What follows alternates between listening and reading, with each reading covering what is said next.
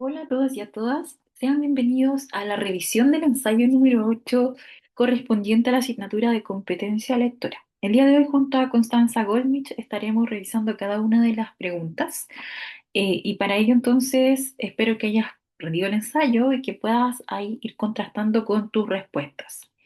Vamos a partir de inmediato entonces con lo que fue el texto de Neurocontestatarios. Como sabemos, es un fragmento de un artículo de revista científica, una temática que podría hacerse difícil, pero en el fondo la tesis del texto apunta a todo momento a un poco poner en jaque lo que son las neurociencias en términos de sus sustentos filosóficos, ¿ya? Digamos, y esa, digamos, característica de ser poco justificado, endeble, bien, y cómo esto se expone a través de ciertos autores que han trabajado esta misma materia. Bueno, con obviamente yo mis ideas destacadas, vamos a pasar a la revisión de la primera pregunta. Es una función de párrafo. Ya, entonces, recuerda que lo más importante acá siempre es tener en consideración como la idea central, pero también a veces podemos observar lo que hay alrededor. Fíjate que cuando la primera pregunta o de la función de párrafos de la primera pregunta no hay mucho que mirar alrededor, entonces solo nos vamos a basar en lo que es el párrafo en sí para hacer la síntesis y otorgarle un verbo coherente. Yo acá ya tengo destacado lo importante. Lo más importante acá tenía que ver con el avance de las neurociencias, ya, y la relevancia antropológica que ésta tiene. Bien, claro, se nos dice que está claro que los conocimientos que obtenemos de la neurociencia son valiosos, ¿ya? Y que además, claro, prueba de ello es el optimismo respecto a las neurociencias en diversas instancias, o sea, tanto a nivel divulgativo, es decir, en términos científicos, y también como lo podemos ver en términos más populares, ¿cierto? Que tiene que ver con la prensa en sí. Por lo tanto, vamos revisando acá. La A decía, enfatizar el potencial de las neurociencias para clarificar distintos aspectos de la naturaleza humana. Esto es una tergiversación, ¿ya? Efectivamente, por ahí se utiliza este mismo término de clarificar aspectos de la humanidad, ¿ya? Claro, cuando dice acá, por ejemplo, que esto de la neurociencia suscita, ¿cierto? Tantas esperanzas comparándolo con la genética, que, claro, pero no, en el fondo no hace hincapié en ello. No estamos entonces enfatizando su potencial, ¿ya? Ahora, cuando veo la B me parece un poquito más coherente porque dice plantear la visión entusiasta y como, claro, núcleo central, de hecho, vamos a ver cómo este entusiasmo, ¿cierto?, que se ha obtenido a través de el optimismo respecto a las neurociencias en términos de prensa, en términos de divulgación, ¿ya? Claro, y cómo de alguna forma se destaca en esta última parte, de hecho, cómo en la prensa aparecen titulares que dan a entender cómo los neurocientíficos han logrado como grandes hallazgos, ¿ya? Entonces, vamos a ver muy presente esto de plantear la visión entusiasta que existe en torno a las neurociencias, tanto en el ámbito científico como en el divulgativo. ¿Ya? La C decía resaltar el papel de la divulgación científica en la circulación de conocimiento no es lo central, o sea, es uno de los aspectos, pero bueno, ahí también a la par mencionan lo que es la prensa, ¿ya? No tan solo en términos divulgativos. Ya, también aquí en la BD tenemos explicar el marco conceptual que sostiene las investigaciones actuales en neurociencia. Es la más alejada, diría yo, en este caso, por eso vamos a quedarnos con la alternativa B. Vamos con la siguiente. Vamos a localizar, y acá era la palabra clave, vamos a ver, según el texto, cuál es la crítica central que algunos neurofilósofos hacen a las neurociencias. Entonces, aquí podíamos ir rápidamente a lo que era el párrafo 2, ¿ya? Cuando teníamos esta idea de que, claro, que las neurociencias han sido objeto, em, sí, o sea, filosofía de la neurociencia objeto del estudio de los supuestos filosóficos, ¿ya? Y que hay un grupo de personas que se llaman neurocontestatarios, o que se les dice de esa forma, porque consideran que algunos de los supuestos filosóficos atribuidos a la neurociencia están poco justificados. Entonces, la pregunta recuerda que ¿cuál es la crítica central que algunos neurofilósofos hacen a la neurociencia? Y justamente acá lo que vamos a encontrar que estas personas, este pequeño grupo de personas, lo que hace es considerar que algunos de los supuestos filosóficos están poco justificados, son endebles o sencillamente erróneos. Entonces, en este cortar-pegar, nosotros rápidamente, a ver, vamos viendo, que dependen de categorías psicológicas desfasadas respecto del lenguaje técnico. Para nada, no apunta a una cosa como de un desfase en las categorías que se ponen, ¿ya? Clave dice que interpretan los datos empíricos desde supuestos previos no reconocidos como tales. Esta es como bien tergiversación porque de alguna forma uno ve que los supuestos, ¿cierto?, están como mal construidos, ¿ya? Pero no podemos llegar a tal a decir que tiene que ver con esto de los datos empíricos, ¿ya? Hay como que está mezclando peras con manzanas. La C dice que se sustentan en postulados filosóficos débiles o insuficientemente justificados. Ya, en este caso podríamos llegar a la correcta porque de hecho es como un cortar-pegar, como decíamos antes, ¿cierto? Son débiles o insuficientemente justificados, tal como se mencionaba acá, ¿cierto? Aquí, cuando decía que son endebles o sencillamente erróneos, ya, están poco justificados. Por lo tanto, vamos a llegar a la alternativa C. Claro, y la D tampoco, no tiene nada que ver porque dice que excluyen las consecuencias antropológicas. Jamás se mencionó eso como en la crítica central. Vamos a interpretar, porque acá dice, ¿con qué finalidad se menciona la acuñación del concepto de cerebralidad en el tercer párrafo? Lo más importante acá es volver al contexto para observarlo. Ya, mira acá, dice, uno de los supuestos consiste en la identificación, claro, aquí fíjate que está hablando de los supuestos filosóficos y fíjate, además que hay una correferencia supuestos que son poco justificados, endebles o sencillamente erróneos. Uno de estos supuestos, es decir, un supuesto filosófico más bien poco justificado, consiste en la identificación del yo con el cerebro. Ya, nos nombraron unos autores y ellos han acuñado el concepto de cerebralidad para designar la comprensión moderna del sujeto humano como aquel que es su cerebro. ¿Ya? Eh, y que nos dice la creación del sujeto cerebral, desde ahí está explicando lo que es la cerebralidad, sin embargo, no se da que las neurociencias contemporáneas en los conocimientos que éstas aportan, sino que procede de las nociones filosóficas de persona e identidad propias de la modernidad, es decir, está diciendo que esta cerebralidad se entiende con concepciones más bien superpasadas, ¿ya? Y de ahí, fíjate que reafirma esto, que de hecho las neurociencias no confirman empíricamente la cerebralización. Entonces, ¿qué te estás encontrando? Que es un supuesto filosófico endeble. ¿Ya? Eso podemos decir de la cerebralidad. Y acá entonces fui viendo, la dice, para explicar el concepto de identidad personal, ¿ha sido definido por la neurociencia contemporánea? No, no se concentra en esto de el concepto de identidad. La B dice, para evidenciar los aportes de las nociones filosóficas modernas a la neurociencia. Falso, más bien aquí el sentido de utilizar este concepto de cerebralidad es para, claro, aquí yo creo leyendo de inmediato me llegaría a la B porque dice, ejemplificar un supuesto, claro, es un ejemplo y un supuesto filosófico moderno que algunos consideran poco justificado. ¿Cierto? Muy coherente, ¿cierto? Porque ahí lo vemos, uno de esos supuestos que son poco justificados tiene que ver con la cerebralidad y que responde más bien a visiones, digamos, pasadas, entonces tiene poco sustento. En este caso, la se decía argumentar que la identificación del yo con el cerebro surge de los avances neurocientíficos. No, no. En este caso nunca se hizo eso, sino más bien, de hecho, sabemos que la cerebralidad tiene que ver con pensamientos como pasados, ¿ya? O con ideas del pasado.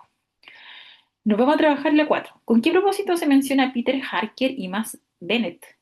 En este caso, volvemos acá, yo les haría trabajar con el párrafo 5, porque decía que Peter Harker y Max Bennett han colaborado en la elaboración de una profunda revisión de las bases conceptuales sobre las que se asienta la neurociencia. Es decir, ellos han hecho una revisión de los conceptos que componen la neurociencia.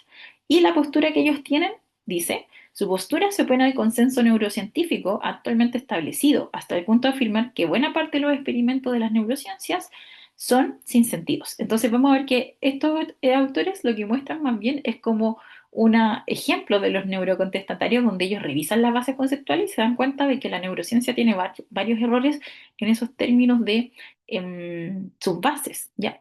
Entonces vamos viendo, para mostrar el análisis crítico de voces que cuestionan los fundamentos conceptuales de la neurociencia contemporánea.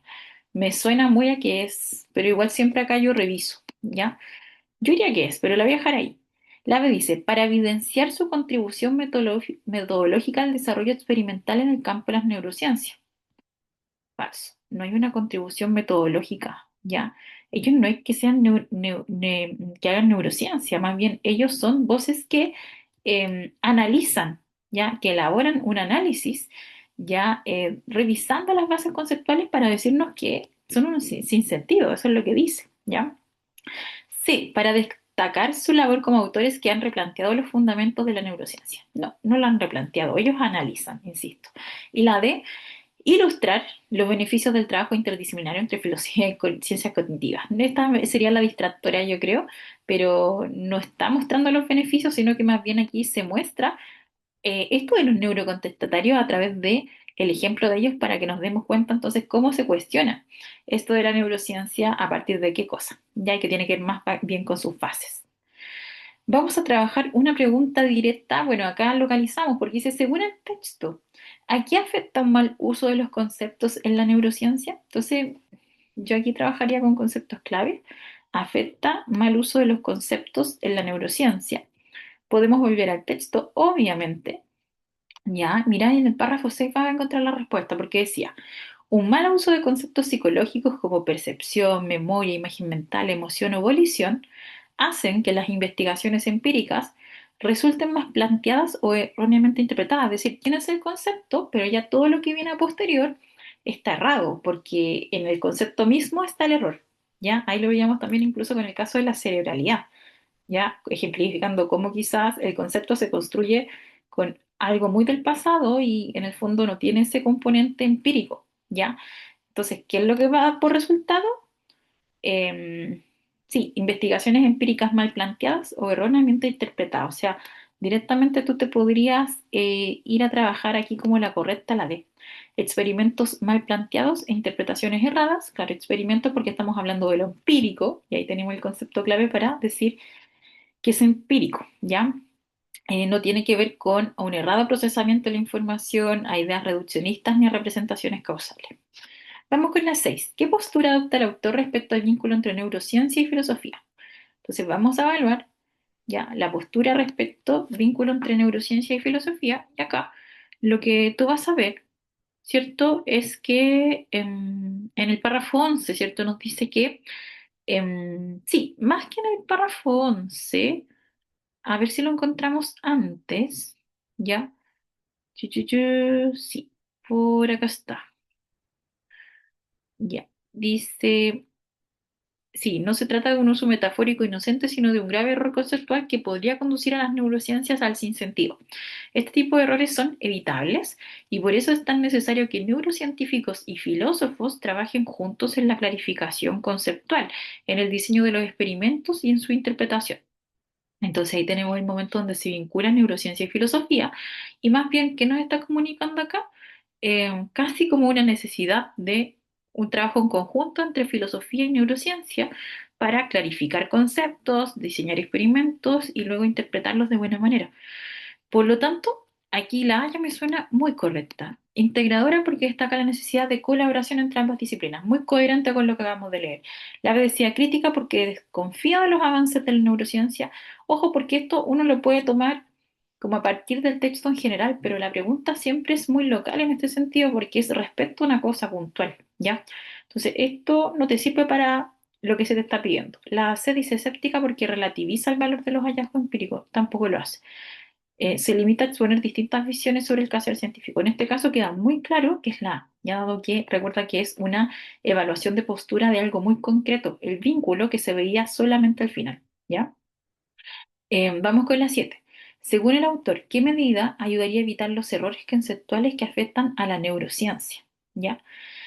Ujú, sí, po, aquí mismo de hecho lo podíamos ver con la misma marca textual que estábamos trabajando, cuando dice este tipo de errores son evitables, ¿ya? Entonces, marca textual, porque estoy localizando, la palabra clave sería evitar los errores, y ahí lo decía, ¿cierto? ¿Qué es lo que se va a hacer? Se va a trabajar en conjunto, ¿ya? Claro, ahí decía, trabajen juntos en la clarificación conceptual, es decir, en esto de establecer los conceptos, ¿ya? Entonces, miren, aquí para ser un poquito más rápida, yo diría que es la C, igual guiándonos por lo anterior, porque dice integrar el trabajo filosófico en la clarificación, claro, clarificación, aquí lo decía, conceptual, literal es lo mismo, y la revisión de los marcos conceptuales. Claro, porque en el fondo ahí se va a revisar el concepto para tener el término preciso y que sea, digamos, se pueda interpretar luego esta cosa, o digamos la idea desde la neurociencia, ¿ya? Los otros son incorrectos porque dice A, sustituir los conceptos tradicionales por tecnología más técnica, nunca lo ponen esos términos. B, reformular los enfoques teóricos a partir de únicamente los datos empíricos, jamás tampoco lo planteado de una forma tan como absoluta, tan como limitada a través de ese únicamente. Y la D, suprimir toda figura retórica en la explicación de los procesos mentales. Quizás por ahí se menciona que a veces las metáforas son utilizadas o mal utilizadas, pero no es la marca textual. Tú siempre te guías por una marca textual, ya en este caso tiene que ver con esa. Por lo tanto, vamos a llegar a la C. Vamos con la 8. A partir del texto, ¿qué se puede inferir sobre el uso del concepto de representación en las neurociencias? Para esta, tú debías trabajar puntualmente el párrafo 10, ¿ya? Cuando aquí nos da el ejemplo, cuando se dice que el cerebro elabora representaciones, los neurocientíficos solo pueden estar refiriéndose a relaciones causales. Fíjate que hace una aclaración, no semánticas. Una representación, ¿ya? En neurociencias es un conjunto de procesos neurofisiológicos muy complejos relacionados causalmente entre sí. Entonces aquí le da una cosa de la causa en términos de neurociencia. Lo que normalmente llamamos representación, ya aquí ya está hablando un poco no tanto de la neurociencia, sino que en términos generales, y entonces lo que llamamos representación, el concepto semántico de la misma, es decir, del significado, es un símbolo o sistema de símbolos con una sintaxis y un significado determinado por convención que utiliza la persona. Entonces aquí tenemos el otro uso ya de la representación. Ya acá está el uso de la neurociencia. ¿Qué nos explica? Decir que la representación causal, es decir, la representación de la neurociencia, es una representación semántica, es decir, la que entendemos comúnmente, no solo no ayuda a comprender las cosas, fíjate, o sea, está diciendo, los neurocientíficos dicen que existe esta representación causal, ya, pero esto no ayuda a comprender las cosas, sino que las confunde y hace que terminemos atribuyendo al cerebro capacidades que pertenecen solo a la persona. Claro, en el fondo, ¿qué es lo que vamos a ver? Vamos viendo. A, que se ha sido adaptado con rapidez, ya, ese elemento no está, pese a que su implicancia no siempre se comprende del todo. Tergiversación, porque la última parte tú podrías decir que es coherente, pero esto no lo puedes determinar con marcas textuales, lo de la rapidez. B, que permitan establecer vínculos coherentes entre las funciones cerebrales y los símbolos culturales, falso, porque son diametralmente opuestos, son cosas distintas como se plantea en el texto, entonces no tienen esa coherencia. C, que se le aplica de forma ambigua, lo que puede llevar a interpretaciones erradas sobre el papel del cerebro. Ya, en este caso yo diría que esta es la correcta. Claro, porque en el fondo vamos a ver que son dos. Bueno, tenemos la definición como de lo que se entiende o lo que entendemos en general y el punto de vista acerca de la representación de la neurociencia. ¿Y qué es lo que vamos a obtener de ello? Una confusión, ¿ya? Por lo tanto, sí, en este caso sería la C, que se aplica de forma ambigua. Esa es la inferencia, lo que va a llevar entonces a interpretaciones erradas sobre el papel del cerebro. La dice que es rechazado por completo debido a su escasa utilidad. No tiene nada que ver, nunca se habla de escasa utilidad ni del rechazo. Vamos con la 9. En el sexto párrafo, ¿qué estrategia utiliza el autor para explicar los errores conceptuales? Entonces te trasladas al párrafo 6. Ya, ¿qué nos dice de los errores conceptuales? Nos dice primero, las neurociencias son una rama de la ciencia floreciente y muy relevante, pero no están libres de errores teóricos. Nos presenta primero esto. Ya nos dice que van a haber errores teóricos. Un mal uso de conceptos psicológicos como percepción, memoria, imagen mental. Entonces, esto vamos a destacarlo. eh, tu, tu, tu, tu, hace que las investigaciones empíricas resulten mal planteadas o erróneamente interpretadas. Ya, entonces nos explica, ¿cierto? Que estos errores teóricos, ¿qué es lo que, en qué concluyen, ¿cierto? ¿Qué es lo que hacen? Mal uso de concepto, entonces resultan en investigaciones empíricas mal planteadas, ¿ya? Y luego dice, una vez clarificado y comprendido el concepto geográfico de polo, nos da un concepto bien concreto. Tiene sentido que llevemos a cabo una expedición para llegar al polo norte, pero es un sinsentido plantear siquiera que podamos hacerla al polo este. De forma análoga, cuando comprendemos y clarificamos los conceptos psicológicos, ya fíjate acá entonces estamos viendo que hay una comparación. Ahí tenemos la marca textual que de hecho nos puede ayudar. tenemos la situación que, claro, si entendemos el concepto geográfico de polo, ¿ya? em, es un sinsentido, ¿ya? Plantear que podamos hacerla al polo este, ¿ya? De forma análoga, cuando comprendemos y clarificamos los conceptos psicológicos, nos damos cuenta de que algunos experimentos neurocientíficos están intentando llegar al polo este, es decir, están intentando llegar al lugar equivocado, ¿ya? Entonces, vamos viendo. Presenta explicación teórica seguida de una comparación histórica. Ya, es que aquí hay un error, porque sí hablamos de una comparación porque hablaba de la analogía, pero no es histórica. Ya, entonces ahí ya cede, no tiene nada que ver. La B dice, presentación del problema, acompañada de una comparación. Bueno, me parece muy coherente en este caso, porque de hecho, presentación del problema, ¿cuál es la presentación del problema? Claro, en lo que consiste cuando decía, pero no está el libro de los errores teóricos, las neurociencias.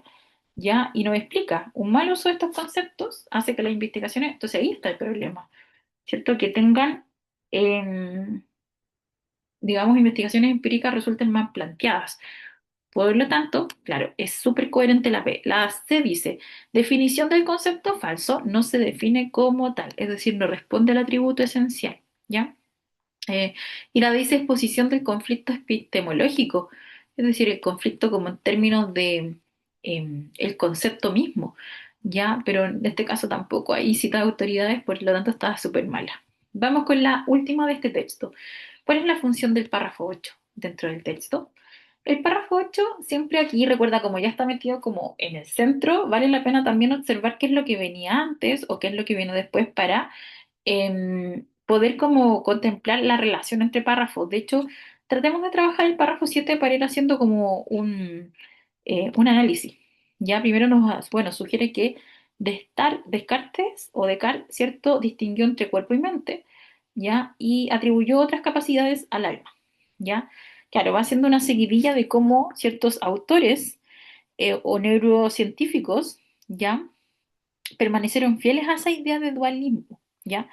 Em, claro, y cómo después otros autores rechazaron ese mismo dualismo, ¿ya? ¿Y qué es lo que hicieron? Según Benek y Hanner, trasladaron las habilidades psicológicas al cerebro, ¿ya? Pero aquí se nos señala que eso es un error conceptual, ¿ya? Y que de hecho Wittgenstein escribió que solo del ser humano, de lo que se parece a un ser humano, se puede decir que tiene sensaciones, ve, es ciego, oye, es sordo, es consciente e inconsciente.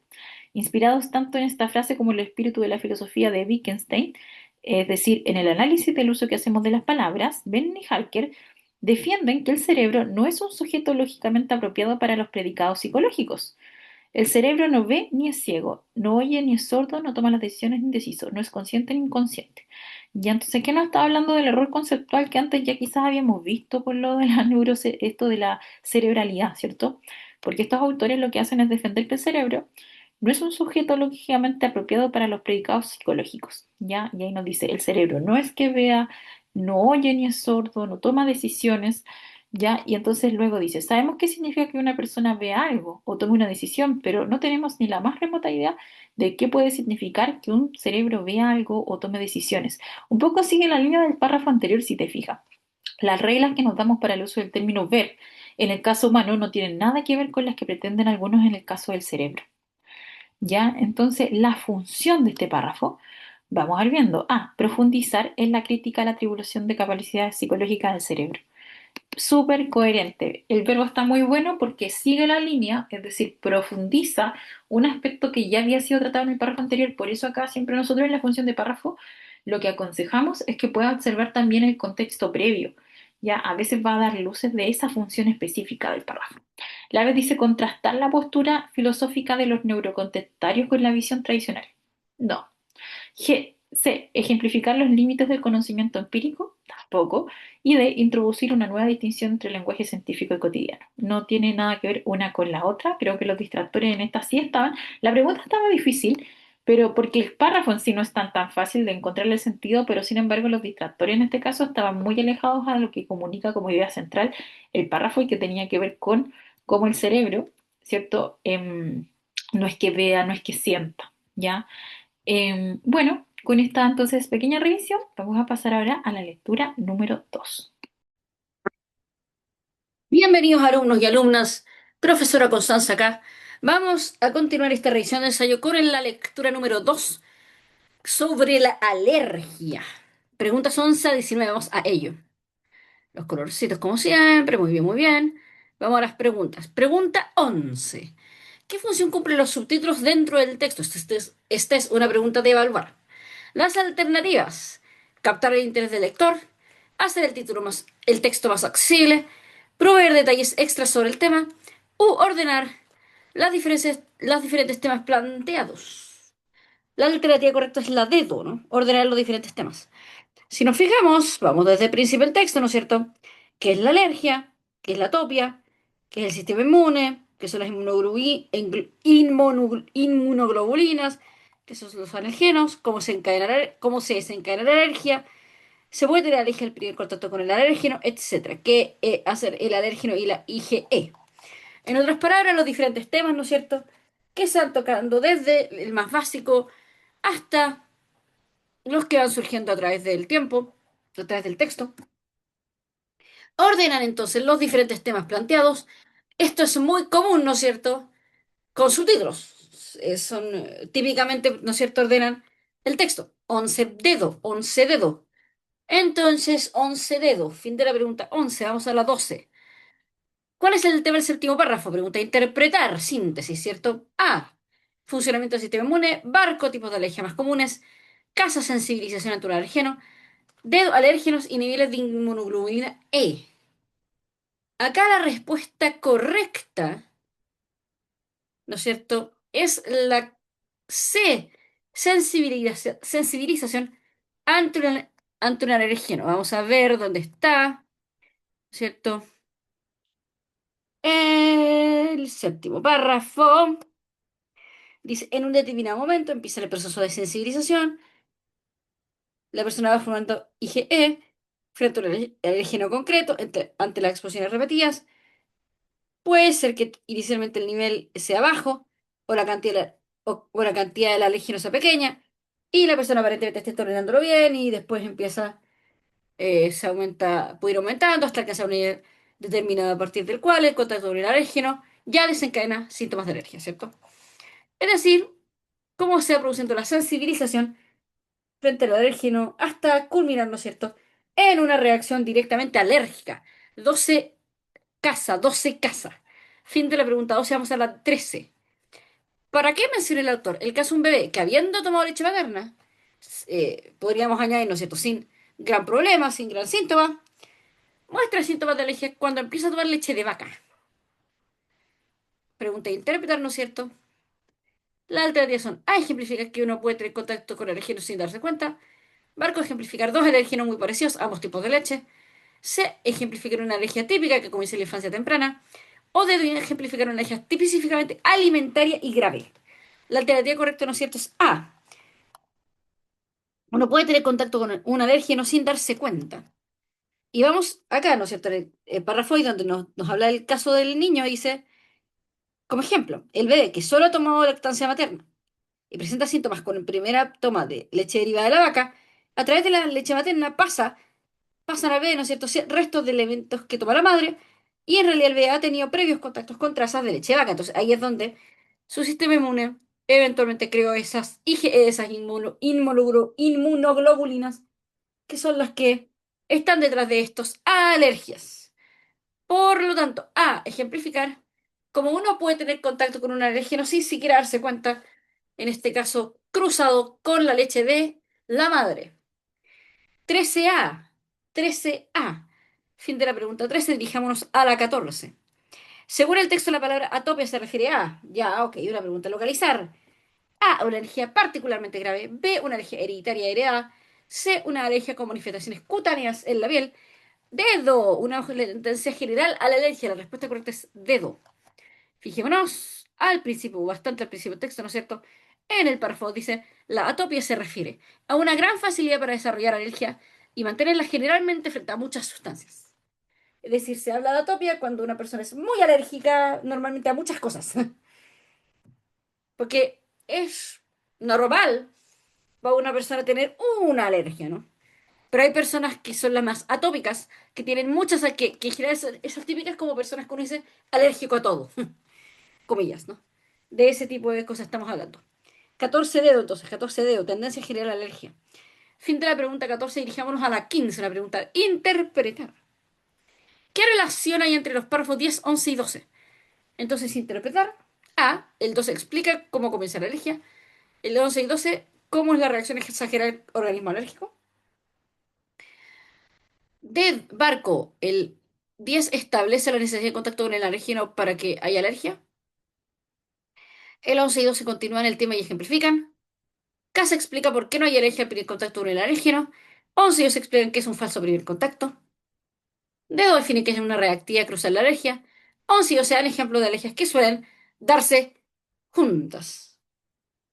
La mejor respuesta, la respuesta correcta, la 15 es la barco, ¿no?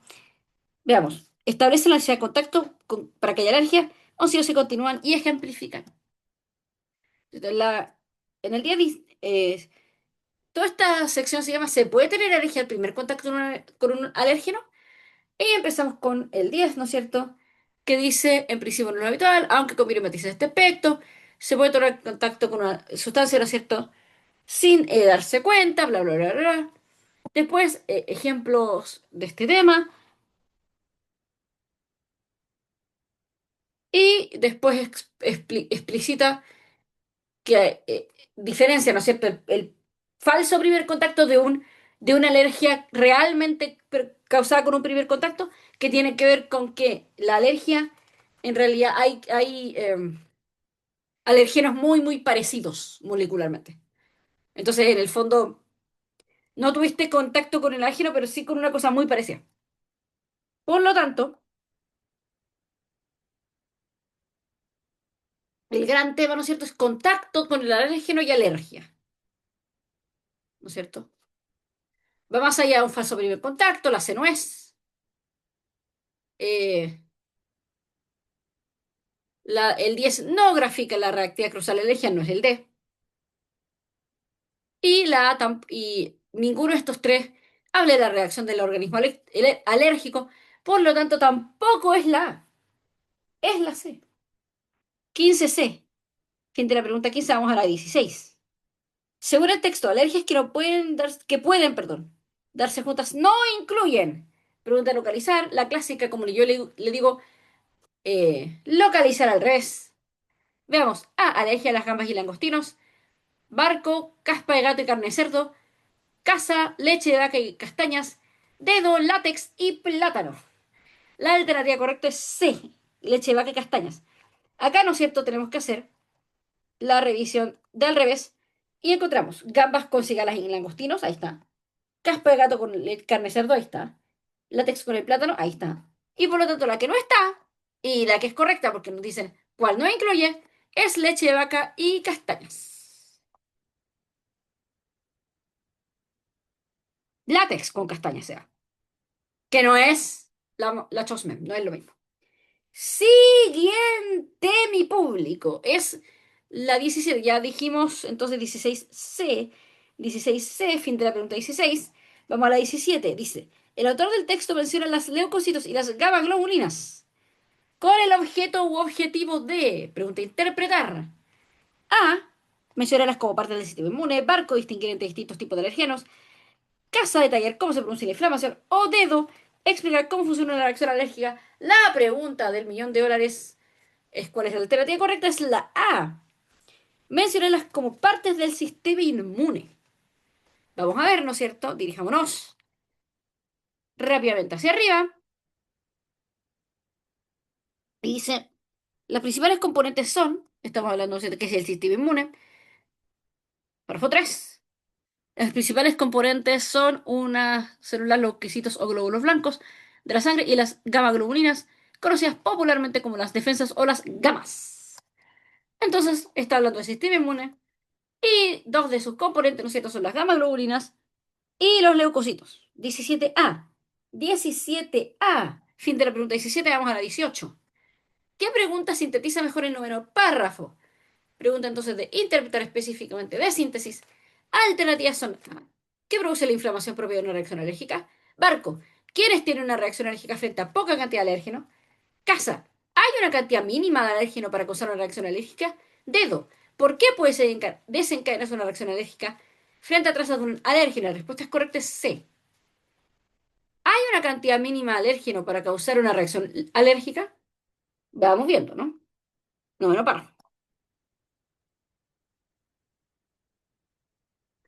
En algunas personas, para que sean síntomas, ha de haber suficiente cantidad de IgE y alérgeno. La cantidad es pequeña, algunos alérgicos pueden tolerarlas aparentemente sin problema. O sea, normalmente, ¿no es cierto? En algunas personas hay un mínimo de alérgeno necesario, digamos. Es por eso que, no sé, tú puedes ser alérgico a, ejemplo, pelo de gato y a lo mejor funcionar bien si es que el gato no se te sube encima, pero no causarte gran problema el pelo que pueda haber en la pieza, si es que hay buena ventilación y el gato, repito, no se te sube encima, por ejemplo. ¿No es cierto? Y después dice, otras personas pueden presentar clínica de alergia con la exposición a mínimas cantidades. En esas circunstancias se deberá evitar la ingesta de trazas en caso de ser una alergia alimentaria. O sea, hay personas que son más sensibles, ¿no es cierto? Y que a la más mínima se les dispara la reacción que, bueno, en el texto no se amplía tanto esa parte del tema, pero una reacción alérgica puede ser muy severa. C, entonces, ¿hay una cantidad mínima de alérgeno? Esa es la pregunta, ¿no es cierto? ¿Qué responde o trata de responder el párrafo 9? 18C, 18 casa. Fin de la 18, vamos a la 19. Dice, ¿cuál es el propósito comunicativo del texto? Pregunta de valor para terminar, ¿no es cierto? Esta lectura y las alternativas son A. Crear conciencia sobre las alergias más comunes. Barco, exponer datos básicos sobre alergias. Casa, dar consejos prácticos a personas alérgicas. O dedo, recomendar un nuevo tratamiento contra la alergia. La respuesta correcta es barco. Exponer datos básicos sobre las alergias, ¿no? ¿Cuál es datos básicos? Bueno, ya vimos las preguntas que responde el texto, ¿no es cierto? ¿Qué es la alergia? ¿Qué es la atopia? ¿Qué es el sistema inmune? ¿Qué son las inmunoglobulinas? ¿Qué son los alergenos? ¿Cómo se desencadena la alergia? ¿Se pueden tener alergias en el primer contacto con el alérgeno? Etcétera.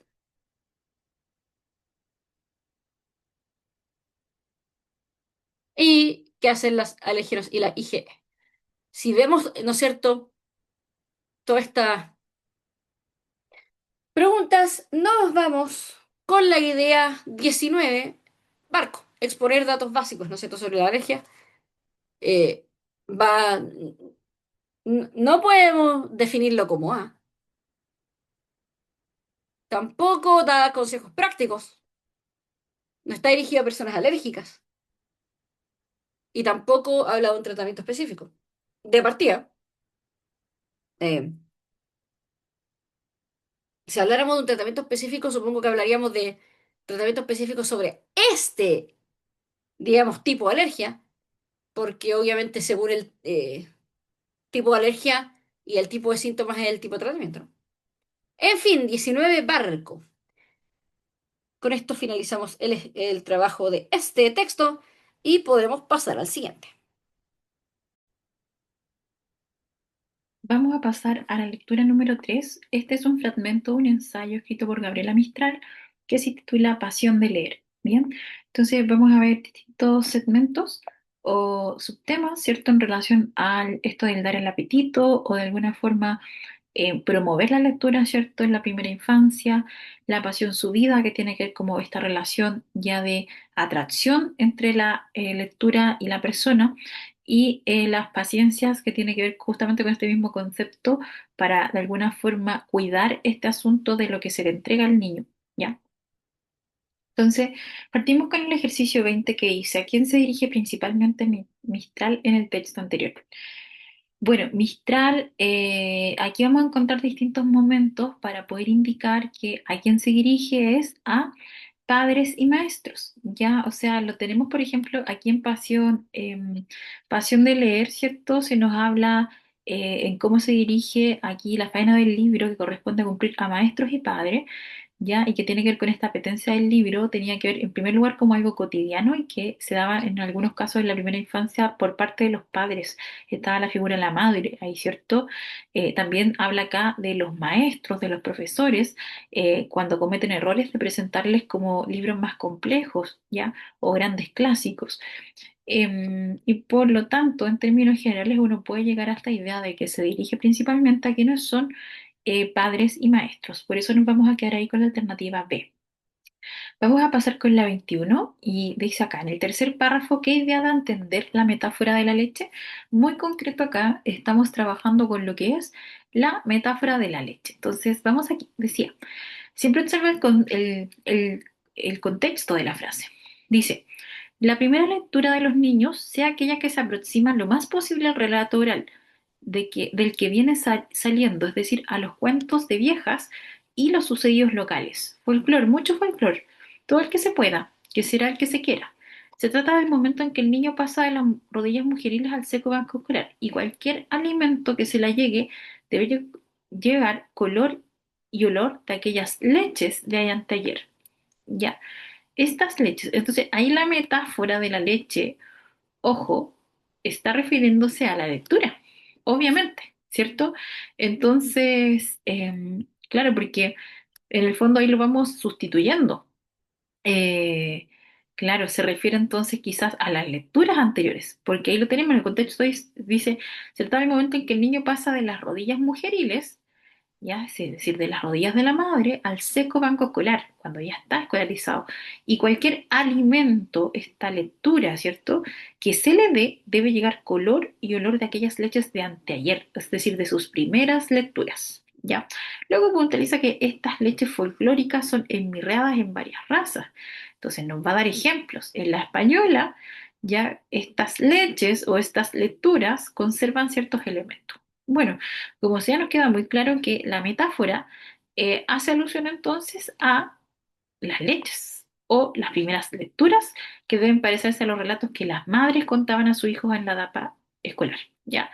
No necesariamente se refiere a una necesidad, fíjate cómo se le sustituye, necesidad de la que las primeras lecturas provengan de la tradición oral y el folclore universal, falso, ahí no tiene que ver con un folclore universal, más bien era local siempre. Lasse dice la importancia de que las madres acompañen a los hijos en las primeras lecturas escolares, tampoco habla de esa importancia del acompañamiento, sino que más bien que la lectura se parezca a las anteriores. Y la D acá sería la distractora porque dice el carácter nutritivo de la lectura infantil por cuanto alimenta el bagaje cultural de los niños. Ya, está mezclando peras con manzanas, nos está comentándonos que las leches alimentan el bagaje cultural de los niños. Bien, por eso nos quedamos con la A. Vamos con la 22. ¿Con qué propósito Mistral cita a Alfonso Reyes en el segundo párrafo? Lo vamos a revisar acá. Decía lo siguiente. Volver la lectura cotidiana, o según dice Alfonso Reyes, ahí lo tenemos, cosa imposible de olvidar como lavarse las manos. Hay una comparación entonces como este hábito, ¿cierto? Un hábito, como que no se puede olvidar, es un hábito, lavarse las manos. Dejar atrás el hábito de padres o abuelos que contaban los libros que se habían leído por las catástrofes nacionales o los duelos de familia. Hacer leer como se come todos los días, hasta que la lectura sea como el mirar, ejercicio natural. Entonces, en el fondo es el hábito, ¿cierto? La cosa que se va reiterando. Esto que es casi un ejercicio natural, como dice ahí. Y acá dice la A para confirmar la idea de que la lectura debe ser algo cotidiano. Me suena que sí, vamos con las otras. B, para resaltar que las lecturas infantiles deben provocar gozo, no necesariamente, no necesariamente, ¿ya? C, para contrastar el acto de leer con el acto de lavarse las manos, no es un contraste, es más bien una comparación de semejanzas, ¿ya? Hacia lo que se quiere llegar. Y la D, para evidenciar la importancia de la lectura en los niños. Acá, sin duda, vamos a llegar a la A, ¿bien? Confirmar la idea de que la lectura debe ser algo cotidiano, debe ser un hábito. Vamos con la 23. En el sexto párrafo, ¿cuál de las siguientes opciones representa la idea central respecto a la pasión de leer?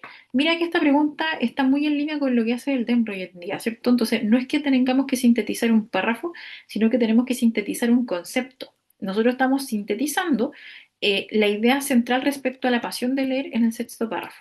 Pasión de leer nos dice que es, fíjate, lo explica, los ojos se vayan al papel impreso como el perro a su amo, esta cosa como muy de que lo capta la atención, como esta atención completa, ¿ya? O atracción, como diríamos, porque dice acá que los ojos se ven al papel impreso como el perro a su amo, que el libro, al igual de una cara, llame en la vitrina y haga volverse y plantarse delante en un hechizo real. Nuevamente esta cosa de atracción, que se haga leer un ímpetu casi carnal, atracción, que se sienta el amor propio de haber leído los libros mayores de siempre y el bueno de ayer. ¿Ya? Entonces, si uno tuviera que sintetizarlo esto, nosotros vamos a determinar una atracción casi corporal, digamos que sí lo vemos así en términos de que llama la atención, que uno fija la vista, que casi un hechizo, ¿ya? Entonces, que incorpora libro y autor a la vida cotidiana, ¿ya? Eh, sí, en cuanto a la otra, dice experiencia vital que exige la implicación activa. No, no está esto de la implicación activa del lector. Remedio eficaz contra la soledad. Falso, ese elemento tampoco está. Viaje por mundo ajeno. No, necesariamente. En este caso llegaríamos a la A. Vamos con la 24. En el contexto del último párrafo, ¿qué relación se establece entre la idea la lectura distrae y el resto del segmento? Entonces, la relación entre esta parte que dice, la lectura distrae, no siempre nos distrae, es decir, nos aparta y nos pone en la deriva, porque muchas veces nos hinca mejor en lo nuestro. Fíjate entonces que todo lo que viene después de esas comillas es justamente como lo opuesto, no está como diciendo, oye, no es así. No siempre nos distrae, nos aparta y nos pone a la deriva, porque muchas veces lo que nos hace es concentrarnos mejor en lo que hacemos, ¿ya? Entonces acá vamos viendo de reformulación, porque el párrafo explica, claro, el sentido de la primera idea, podría ser distractora, pero no es que se reformule, ¿ya? La reformulación tiene otra forma, como de alguna forma replica, en otras palabras, pero en este caso no, como que de hecho hay una oposición, ¿ya? La B dice, de comprobación, porque el párrafo aporta evidencias que validan, falso, justamente va por el lado opuesto. Y por eso aquí me suena muy coherente la C, porque dice de contraposición, porque el párrafo plantea una restricción a lo denotado por la primera idea. Claro, de hecho se opone. Dice, la lectura distrae, no siempre nos distrae, ¿ya? Vamos con la 25. ¿Por cuál de las siguientes opciones resume de mejor manera la tesis central del texto? O sea, como que tomamos el todo y lo llevamos a un enunciado. Recuerda que acá los distractores suelen ser informaciones muy locales, ¿ya? O que están efectivamente, pero que no responden al contenido nuclear o completo. Bien, entonces acá dice, las primeras lecturas no deberían incluir a los clásicos. Es súper específico, más allá de que quizá por ahí lo insinúa un poco Gabriela Mistral, pero no corresponde a la idea fuerza del texto completamente. ¿Ya? B, la lectura infantil debe ser constante, ya, podría ser porque de hecho ahí teníamos esto, lo mismo que de Alfonso, ¿cierto? Que decía, cuando lo cita, dice como que debía ser un hábito, como que tenía que ser un acto cotidiano, constante, sencillo, claro, las lecturas que tenían que acercárseles eran más bien eh, cosas más fáciles de digerir y cercanos, claro, como que algo que fuera casi natural. A mí se me hace que es la B, pero igual yo siempre veo todas porque me gusta confirmar, ¿ya? Eso hacemos nosotros en lenguaje, confirmar con cada una de las alternativas. La C dice, los formadores de niños lectores deben ser pacientes. Es una idea muy concreta, muy particular, que no responde al núcleo, y la educación escolar debe basarse en el folclore, lejos de ser la correcta. Por lo tanto, confirmamos que es la B. Vamos a interpretar. 26. ¿Qué quiere decir el siguiente segmento? He visto a chiquititos bostezar por unas ciliadas en versión llamada infantil y que se despabilan enseguida por Julio Verne. Entendemos acá que hay un clásico de la literatura y que los niños, cuando leen a Julio Verne, que parece no serlo, de inmediato se despiertan, despabilan, ¿ya? Y vamos entonces revisando acá. Que no existen en realidad versiones infantiles de la Ilíada. Esto es falso, no tiene nada que ver. Obviamente acá existen esas versiones, ¿ya? Por eso aquí la expresa. B, que los niños prefieren leer historias más cercanas a su tiempo. No podemos determinar aquí el tema del tiempo, simplemente que una resulta ser como más entretenida que otra, es decir, se despabilan, se ponen más alerta con un tipo de lectura que con otro, ¿ya? C, que Julio Verne entretiene más a los niños que un clásico como La Ilíada. En este caso, vamos a llegar a esa, ¿cierto? Ahí tenemos ese carácter de que los niños despabilan y por lo tanto ponen más atención y eso habla de que están más atentos y entretenidos. En tanto, aquí descartamos la D porque dice que algunos niños se aburren leyendo versiones infantiles de las obras, pero en el fondo acá el complemento para hacer la interpretación siempre es con los dos momentos que son relevantes y que tiene que ver con la Ilíada y con Julio Verne. Por eso llegamos a la C. Vamos con la 27. ¿Qué opina Mistral sobre clásicos de la literatura como La Divina Comedia y El Quijote? Lo más importante es volver acá a los momentos clave. Te vas al párrafo 5 y vamos a ver. Dice, aceptemos el gusto zurdo del niño por la aventura mal escrita. Al niño le gusta lo mal escrito. Ya que una vez hecho su estómago de lector, la aventura sandía irá trepándose hacia Kipling y Jack London. O sea, ¿qué me está diciendo? Que el niño tiene que formarse ya como lector para ir escalando hacia lecturas como Kipling y Jack London que inferimos que son mejores. De estos a otros, hasta llegar a la Divina Comedia, claro, como en esta cúspide de esta formación, de este como ir descubriendo y leyendo, ya al Quijote o al mundo de Calderón. Es decir, esas obras serían como obras cumbres, obras complejas, ya, y fíjate que dicen que lo mejor suele ser enemigo de lo bueno. Por lo tanto, claro, estamos hablando de los libros mejores, pero que en este contexto nos sirve para los niños, ¿ya? Y por lo tanto, aquí veamos cuál es coherente con lo que vamos a decir. Eh, ah, que deben leerse cuando ya se tenga cierta experiencia como lector. Mucha coherencia, porque esto ahí habría tal concepto como de formar ese estómago lector. ¿Ya? Es decir, haber digerido, haber como comido mucho antes una variedad distinto de textos, antes de llegar como a estas obras cumbre, ¿ya? No vamos a decir que son obras que ayudan a comprender mejor el mundo interior, no tienen nada que ver, aquí están los elementos malos, sé que aburren a los lectores por su tono solemne y falta de aventura, mucho decir esto, del tono solemne es muy específico y que no va en coherencia con lo que comunica el texto, y la B, que no deberían considerarse los planes de lectura, falso, eso ya es muy específico. Vamos con la 28 a interpretar. ¿A qué se refiere la autora con la frase este postergar es un cuidar? Siempre cuando vayas a hacer esto de las frases, recuerda lo que hemos dicho, es contextual. Y si dice este postergar, quiere decir que antes ya lo dijo. Por eso aquí tú te trasladas al párrafo 11. Mira lo que decía, porque un poco lo replica. Lo único que importa es cuidar los comienzos. No hastiar al recién llegado, el no producirle bostezo, no desalentarla por la pieza ardua, por la pieza difícil. ¿Ya?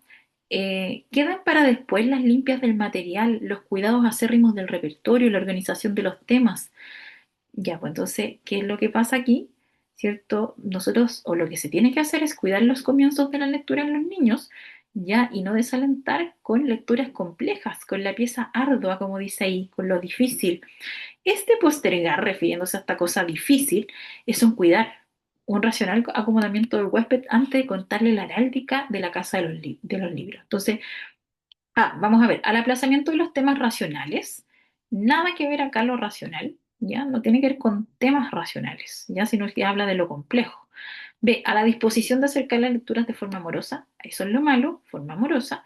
C, a la demora en la entrega de buenas lecturas a los lectores, jamás hay esta valoración de buenas lecturas, ¿ya? Sino que cuando se habla de cuidar, este postergar es un cuidar, tiene que ver con la priorización del incentivo a leer por sobre la complejidad, ¿ya? Nos vamos con la última de la lectura.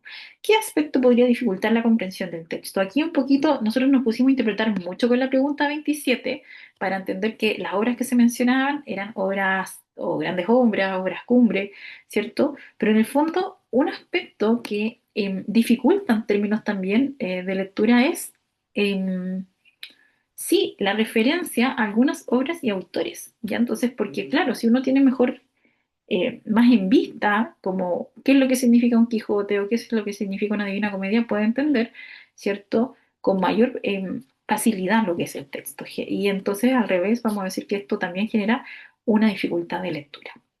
Pasaremos ahora a la siguiente lectura.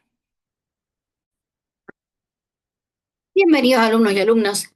Profesora Constanza acá. Vamos a revisar, continuando con esta revisión de ensayo, vamos a revisar la lectura 4, Identidad y diversidad cultural. Vamos con las preguntas, ¿no? La pregunta 30, ¿cuál es el tema presentado en el párrafo 1? Síntesis, ¿no es cierto? Esto es interpretar. Las alternativas son A, desintegración de las sociedades del continente americano. Barco, las diferencias culturales en los países del continente americano. Casa, las sociedades pluralistas del continente americano. Dedo, la diversidad de culturas que existen en Latinoamérica. Y la respuesta correcta es Farco, las diferencias culturales en los países del continente americano. Si vamos al párrafo 1 en comento, digamos, dice, la verdad es que la mayoría de las sociedades latinoamericanas no están culturalmente ramificadas. Esto es más acentuada, estas diferencias, ¿no es cierto?, son más acentuadas en países con una importante componente étnico indígena y negro, pero también existen, aunque en su grado menor, en países más homogéneos. Es decir, todo el primer párrafo, ¿no es cierto?, habla de las diferencias culturales entre los países de Latinoamérica. 30 barco. Terminamos la pregunta 30, vamos a la 31. Dice, ¿cuál de los siguientes países tiene un menor componente étnico de afrodescendiente indígena? Pregunta a localizar. Está en el mismo párrafo 1. Las alternativas vendrían siendo Venezuela, Chile, México o Brasil. Y la respuesta es nuestro país, Barco Chile. Veamos, ¿no es cierto?, qué dice eh, importante componente étnico indígena negro como Perú, Bolivia, México, Venezuela, Brasil. Entonces acá se mencionan los otros tres indicados, ¿no es cierto? Y dice, aunque grado menor de diferencia en países más homogéneos como Chile. Se menciona específicamente que Chile está dentro de los países relativamente más homogéneos culturalmente. Por lo tanto, menor componente étnico afrodescendencia, Chile. Chile tiene una cuestión cultural y eh, étnica más eh, homogénea. 31 barco, 31 barco. Fin de la pregunta 31. Vamos a la 32. Pregunta localizar, dice. Según el texto, ¿quiénes contribuyen a la construcción de la identidad nacional? A. La clase dominante de las nacientes repúblicas. Barco, grupos étnicos y sociedades independizadas. Casa, Estado-nación y nuevas repúblicas. Dedo, clases hegemónica, perdón. Y las instituciones. La respuesta correcta es A. La clase dominante de las nacientes repúblicas. Vamos acá, ¿no es cierto? Que dice, párrafo 2, las nuevas repúblicas latinoamericanas y sus clases dominantes intentarán con mucho esfuerzo no solo construir un Estado nacional y economía viable, sino también un sentido de identidad nacional, que es aquello, ¿no es cierto? De lo cual nos pregunta la pregunta 32, 32A, 32A. Fin de la pregunta 32, vámonos a la 33. Dice así. A partir del segundo párrafo se infiere que la construcción de identidad nacional. Pregunta de inferencia, entonces. Es decir, pregunta de interpretar. Dice, absorber en forma ecuánime elementos de todas las culturas que existen en esta oración. O sea, fue más o menos como justo y equitativo en esa absorción de culturas. Barco, arte étnico, fue inducido, incluido en forma parcial en las formas culturales oficiales de la época.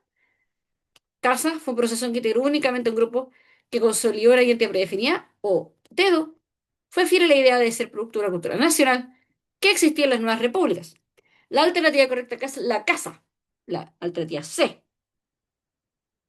Fijémonos, ¿no es cierto?, en el párrafo 2 que dice, por supuesto, el proceso no fue natural ni espontáneo, fue ni ideológicamente neutral, fue un proceso muy selectivo y excluyente, conducido desde arriba, el cual decidió qué guardar y qué ignorar sin consultar a todos los participantes, ¿no?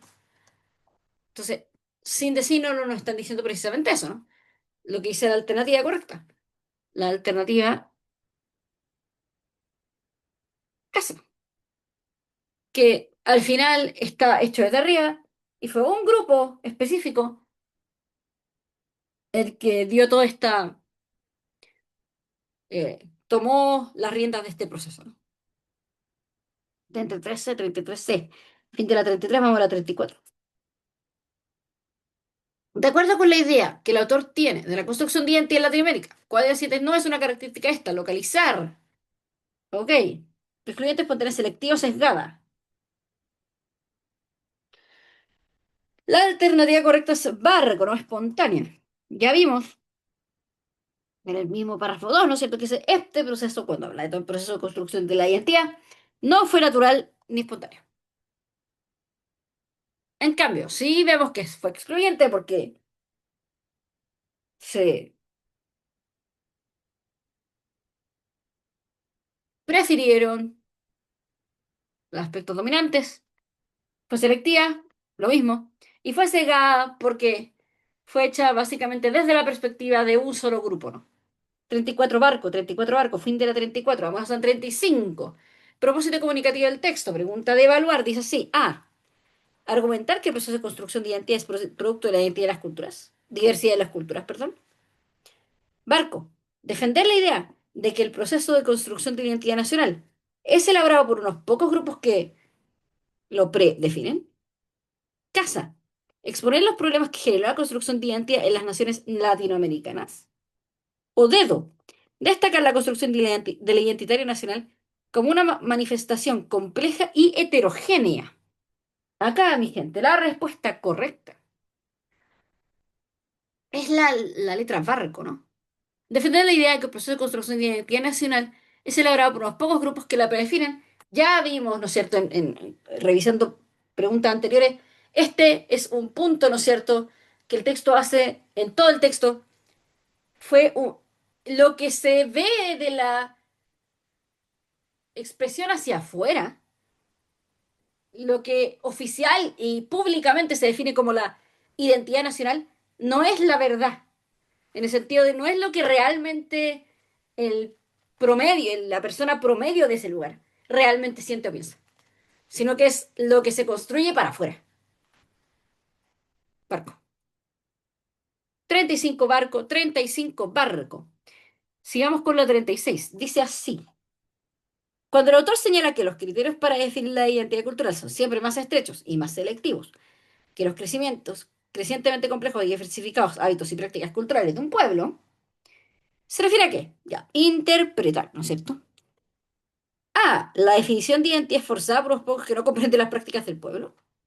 Barco. El concepto de identidad creado por un grupo es reducido e incongruente en comparación con la diversidad de prácticas que tiene la sociedad. Casa. La identidad cultural es un concepto amplio que abarca criterios individuales y sociales. O dedo. Los criterios de un grupo para definir la identidad son incluyentes y seleccionan aspectos que destacan de una sociedad. La alternativa correcta es barco, ¿no? El concepto de identidad creado por un grupo es reducido, incongruente en comparación con la diversidad de prácticas que tiene una sociedad. Es decir, nuevamente lo que hemos visto en varias preguntas de este texto, ¿no? Porque es el punto que hace el texto. La identidad de una sociedad real, la real identidad de una sociedad, ¿no es cierto?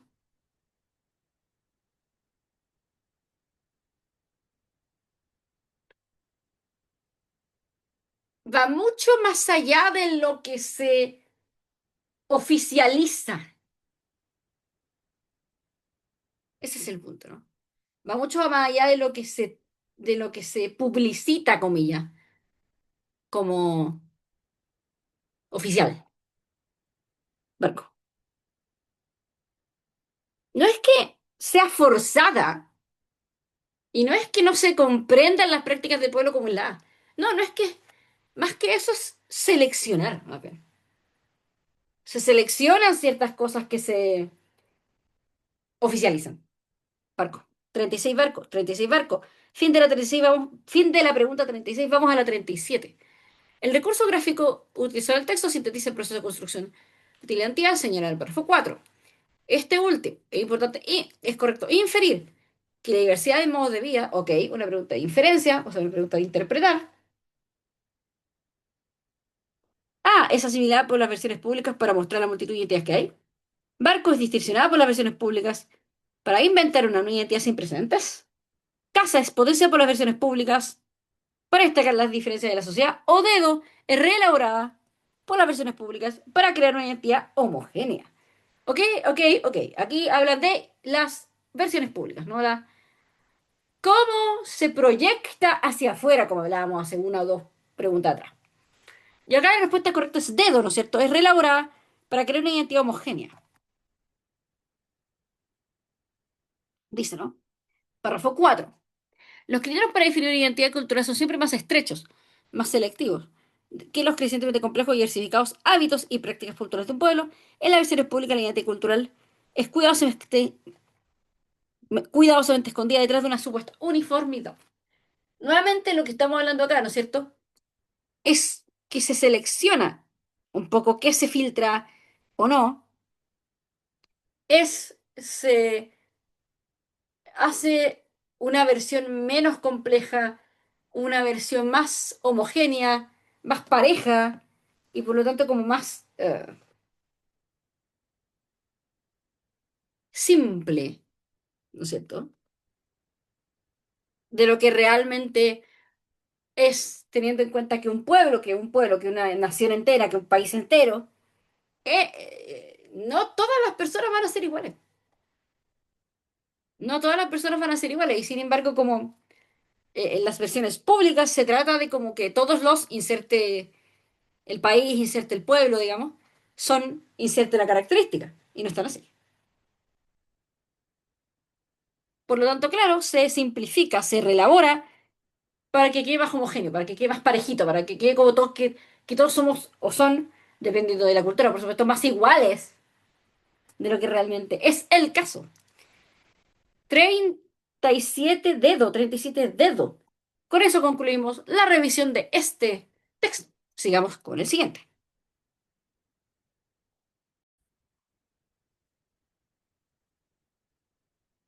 Bien. Chicos, vamos a pasar a la revisión de la lectura número 5, un texto muy interesante, fragmento del libro Bafona y Potencial Educativo de la Danza, y particularmente nosotros vamos a estar revisando lo que es el capítulo de surgimiento de la danza profesional en Chile. Vamos a irnos de inmediato a la pregunta 38. Esta es una pregunta de evaluar, ¿ya? Recuerda que cuando evalúas, consideras toda la información. Y acá la situación hipotética es la siguiente. Luego de leer el texto, un estudiante organizó la información en una línea de tiempo. Claro, esto tiene coherencia porque si uno se va fijando, esto nos sitúa mucho en ciertos años. Durante el siglo XX tenemos las fechas de cuando ingresan como los primeros bailarines que, digamos, extranjeros, que van a influir, digamos, toda la escena nacional, ¿cierto? Fíjate que constantemente se va recurriendo a esto de los años ya hacia 1930, por ejemplo, también ahí vamos a encontrar otros momentos como el 59, etcétera, que marcan ciertos precedentes en torno a esto. Vamos con la alternativa A, porque el texto se organiza en hitos que renovaron la danza en Chile. Bueno, yo aquí diría que no es que el texto se organice en hitos, ¿ya? Más bien va mostrando cómo avanza. Y acá creo que eso, de inmediato acá entramos con el distractor, de hecho porque tiene mucha coherencia este concepto de los hitos, ¿ya? Se organizan hitos que renovaron la danza en Chile, pero más que hitos, ¿ya? Vamos viendo la evolución, cómo va, digamos, cómo ciertos elementos van dando cuenta de un avance. Ya, por ejemplo, se asientan lo que son los bailarines en Chile y a partir de eso, de estos bailarines extranjeros, surge esta danza más moderna, parte del expresionismo que viene a influenciar todo lo que viene después. Entonces, claramente acá uno va viendo y notando esta evolución y además durante el siglo XX, que ahí tiene cierta coherencia también con lo que decíamos. Por lo tanto, aquí vamos a llegar a la B. Bien, entonces, porque claro, fíjate que la A está mal en el sentido de que no se organizan hitos, no es que esté ordenada de esa forma. Bien, bueno, vamos con acá con la C porque dice el texto agrupa periodos y corrientes, ya no es que las agrupe como tal, D porque el texto destaca momentos clave del surgimiento de la danza profesional. Em, sí, en este caso, esta pregunta es piloto, dado que tiene una dificultad alta y como ya mencioné, sí, hay que considerar entonces cómo en el fondo se plasma una evolución, más que todo el resto. Vamos con la alternativa de la pregunta 39. Vamos a localizar, porque dice según el texto, ¿qué relación existe entre las guerras mundiales y la danza en Chile? Volvemos acá y particularmente al párrafo 1 cuando decía, durante el siglo XX el desarrollo de la danza profesional estuvo ligado a los acontecimientos mundiales. Ahí hay un preámbulo. Particularmente al estallido de la Primera Guerra Mundial, se produjo un éxodo de talentos de los que pasaron por nuestro país. Y ahí vamos a ver la visita de Ana Pavlovna y que de alguna forma ahí también repercute en la, digamos, residencia definitiva de Jan Kawecki. Entonces, lo que vamos a ver, vamos viendo. A. El recambio de bailarines de ballet clásico a la danza expresionista. No, no es un recambio porque de hecho el mismo Jan implica, ¿cierto? Es un bailarín de ballet, de danza clásica. Entonces no necesariamente implica esta como un recambio entre los bailarines. Bien, entonces eso tiene un error. La B dice, la importancia de nuevas ideas en torno a la formación de bailarines. Ya, entonces la importación de nuevas ideas en torno a la formación, aquí está como muy indirecto, porque en el fondo yo recojo lo que dice el texto. Tú estás simplemente localizando. ¿Ya? Y claramente acá, ¿cierto? El texto ahí cuando acabamos de leer ese momento, nosotros estamos haciendo un cortar-pegar, se dice que se produce un éxodo de talentos, ya por lo tanto, claro, hay una migración de artistas que renuevan la escena de la danza. Ya lo veíamos ahí con el caso de Jan Kawecki, ¿cierto? Y particularmente hay otro momento que no lo tengo destacado acá, pero que también vamos a ver que trae a otras personas y da, entonces, en el fondo se produce este proceso migratorio, ¿ya? Y que tiene este concepto clave que es que se renueva la escena de la danza en Chile. Vamos con la D. El aporte de presentaciones que inspiran a bailarines chilenos. No, porque la presentación que más se destaca en el primer párrafo es la de la señora Ana Pavlova, perdón, y claro, tiene gran repercusión, pero más en el público que en, digamos, los otros bailarines. ¿Ya? Vamos con la 40. ¿Cómo se puede calificar el paso de Ana Pavlova por Chile? Vamos a ver qué nos dice de ella. Aquí la tenemos. Doña Ana Pavlova visitó Chile en 1917 y 1918. Ya, crónicas de la época dan cuenta de su primera despedida al país, ocurrida en la estación Mapocho. Tuvo ribetes de apoteosis, es decir, como de una gran situación, debido al considerable número de admiradores que colmaron la terminal ferroviaria para despedir a la bailarina. O sea, genera una gran conmoción, mucha gente llena el lugar, lo llena, lo colma, ¿ya? Y su presentación tuvo un doble efecto, ¿ya? Una conmoción en la juventud de la clase alta y por otro que un bailarín de la compañía se radicara en Santiago. Por lo tanto, ¿cómo se puede calificar el paso de Ana Pavlova? A innovador porque presentó las primeras piezas de ballet en Chile. No podemos arriesgarnos a decir esto. ¿Son las primeras piezas? No tenemos idea. Es una valoración no autorizada. B, impactante porque conmocionó a los espectadores de forma desmesurada. Ya, yo creo que por ahí va. De hecho, ¿cómo voy a saber yo que conmocionó, que generó como todo este revuelo cuando vemos ahí la magnitud y de la cantidad de gente que asistió a despedirla? ¿Cierto? Considerable número de admiradores que colmaron la terminal ferroviaria, entonces la llenaron y ahí está esa forma desmesurada que va más allá de las medidas. Bien, sería súper coherente con lo que acabamos de ver. C, perturbador porque remeció a la escena incipiente, a la incipiente escena de ballet chilena. Falso. En este momento no tenemos alguna información de que ella desencadene como una sensación dentro de la gente que hacía ballet en Chile, ¿ya? Y la D, controversial porque suscitó distintas opiniones. Las opiniones más bien acá son bastante como alentadoras, positivas y no hay una controversia, no hay puntos de vista encontrados. Por lo tanto, ya vamos a ver.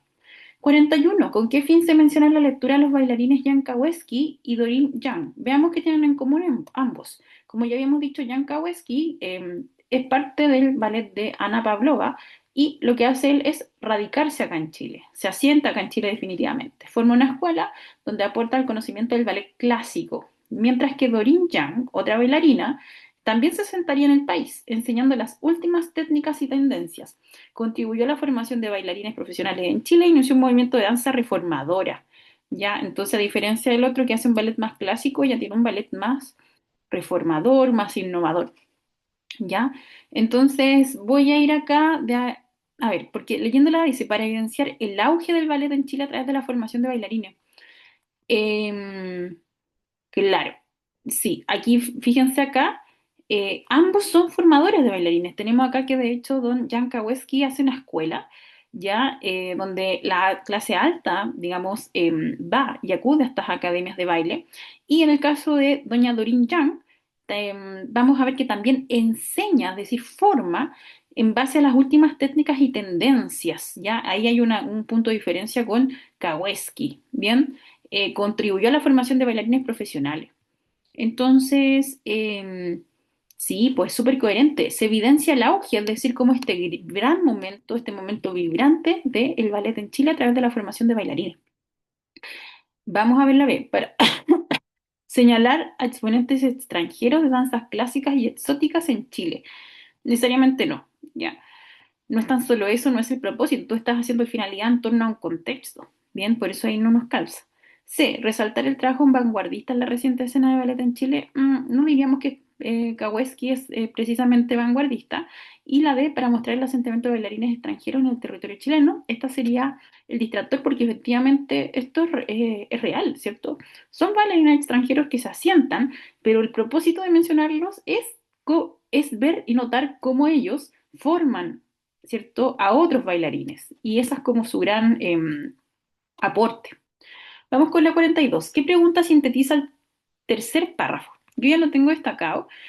El tercer párrafo decía, André Haas, Émile Jacques Dalcroze e Ignacio del Pedregal establecieron una nueva forma de ver la danza a través del uso de aproximaciones y métodos de trabajo que desarrollaban un lenguaje corporal más libre, alejado de la rigidez del ballet clásico, transformando así las maneras de producción, creación y apreciación. Es decir, estas tres personas lo que traen es una nueva forma de ver la danza y lo va a describir ahí bien gráficamente cómo es. Por lo tanto, vamos viendo, ¿qué relevancia tuvo Marie Whitman? Falso, por ahí se menciona, pero no es el centro ni núcleo del párrafo. B. ¿Quiénes fueron la influencia de André Haas e Ignacio Pedregal? Tampoco es lo central. Ya, sí, aquí rápidamente llegamos a la C. ¿Cómo contribuyeron? Claro, porque ellos, ¿cuál es su aporte? ¿Cómo contribuyen a través de una nueva forma de ver la danza que se expresa en cierta forma? Y ahí está como muy bien descrita. Y la D, ¿cuáles métodos se utilizaron en la relación de la danza? No necesariamente porque si bien ahí se describe cuáles son como estas formas nuevas, no es el centro, sino que está más bien el centro ligado a las figuras de estas personas que tienen una nueva forma de ver la danza.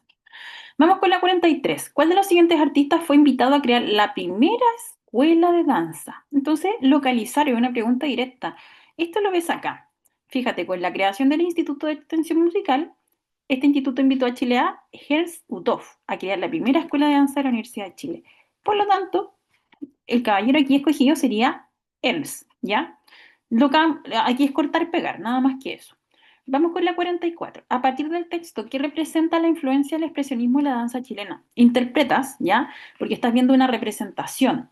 En este caso, tú tomas todos los elementos del expresionismo para ver qué representa la influencia de este. Vamos a verlo acá. ¿Ya?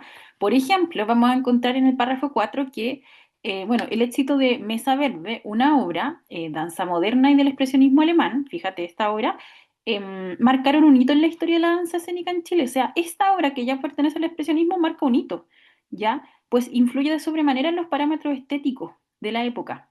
¿Ya? Y ahí, claro, también se nos menciona que ahí hay una gran como exposición de esto de lo que es el expresionismo, ¿ya? Em, claro, y aquí cuando vemos que Ernst Uthoff pasa a conformar la primera escuela de danza de la Universidad de Chile, ya vamos a ver que todas estas personas nuevas que la conforman compartían una visión renovada de la danza influenciada por el expresionismo alemán. Si se fijan entonces, esta nueva forma de hacer danza está súper marcada por el expresionismo. Y en la sección de acá se nos relata esto de que el expresionismo es un movimiento artístico de vanguardia que exalta los sentimientos de autoexpresión del artista y que busca romper con las concepciones previamente establecidas por la danza clásica. Por lo tanto, ¿qué representa? Vamos viendo, un cambio de paradigma en la danza. Mire, fíjate que de inmediato me tinca mucho, porque recuerda que acá está el concepto como de la ruptura con el antes, ¿cierto? Entonces, cambio de paradigma, es decir, como de este modelo de entender la danza, ya que permite la transición a la danza moderna y que justamente es súper coherente con lo que acabamos de leer, dado que todo, digamos, desde acá, desde este segmento, desde acá más o menos, ¿cierto? Nos empieza a hablar cómo hay un vuelco hacia la danza moderna, particularmente hacia lo que es el expresionismo. ¿Ya? Y la B decía, un recambio de artistas que trasladan sus compañías a la escena chilena, o sea, es mucho más que eso el expresionismo. ¿Será verdad que así es? También es un recambio de artistas, pero más que recambio, también aquí hay una cosa de que un mal concepto, porque no es que se mencione que vienen a trasladar o a cambiar a los artistas anteriores, más bien dice que esta nueva escuela se planta una forma de entender este arte de la danza, ya con todo este cambio, y creo que ese concepto está mucho más bien reflejado en la C, el intercambio de ideas en la danza que genera nuevos temas. No, las temáticas acá no tiene que ver más muy con eso, más tiene que ver con la forma en general, ¿cierto? Y de la profesionalización de una actividad que carecía de disciplina y técnica. No nos llegamos a saber si efectivamente carecía de esto, ¿ya? Por lo tanto, nos quedamos con la A. Vamos con la 45. Para explicar la influencia del expresionismo en la danza, ¿qué recurso utiliza el emisor en el séptimo párrafo? Nos vamos al séptimo párrafo y date cuenta acá que decía, bueno, esto que habíamos leído, que el expresionismo buscó romper con las concepciones previamente establecidas por la danza clásica y lo explica. lo describe, eso es lo que hace, porque dice, en términos de movimientos, temáticas, composición, coreográfica, expresividad y visualidad, rebelándose en contra de las rutinas opresivas de la corporalidad. Así se puso fin a la rigidez para alcanzar una humanización del movimiento, liberándose la danza de las ataduras de la métrica y el ritmo, permitiendo así que cobrara mayor relevancia la autoexpresión corporal y la relación con el espacio. Fíjate que si siguiéramos incluso leyendo, vas a ver que predomina esto de la entrega de rasgos marcados por el expresionismo y esta nueva forma de hacer danza. Por eso acá, ojo que no es, aquí la distractura sería la contraste con la danza clásica, no necesariamente vemos este contraste o esta comparación constante que sí tendría que hacerse, así como acudir, digamos, a elementos de la danza clásica para poder ir haciendo esas diferencias, pero no se alcanzan a ver al menos acá de forma tan clara. La B tampoco encontramos una definición de expresionismo, no es lo que predomina, ¿ya? Y sí aquí lo que les decía antes, la caracterización de rasgos y efectos en el lenguaje corporal. Nos pasamos ahora, claro, porque la de tampoco hay ejemplificación con obra y coreógrafo, creo que es la que está más lejos. Vamos con la 46. ¿Para qué se menciona la obra Calaucalán? Interpretamos y vamos al momento. Fíjate acá que decía lo siguiente. Estos artistas herederos del expresionismo de Jobs dieron las primeras luces de una identidad en la danza. Ojo con este concepto. La danza chilena, a través de puestas en escenas relacionadas temáticamente al territorio y al contexto nacional. El estreno de Calaucalán sería el hito que marcaría el inicio de una corriente propiamente americana en Chile. O sea, hasta acá que me estaba diciendo que esta nueva escena, que es lo que hace, marca un precedente en cuanto a una identidad en la danza que está marcada por el territorio chileno y por el contexto chileno. Y esto, claro, a continuación se nos habla de Calaucalán, que es un hito que marca el inicio de una corriente propiamente americana en Chile. Por lo tanto, vamos viendo, destacar la influencia del movimiento americanista en la danza, falso, ya no vemos una influencia del movimiento americanista. Se dice sí que tiene digamos, un sello más americano, pero y chileno particularmente, pero no es la influencia del movimiento americanista.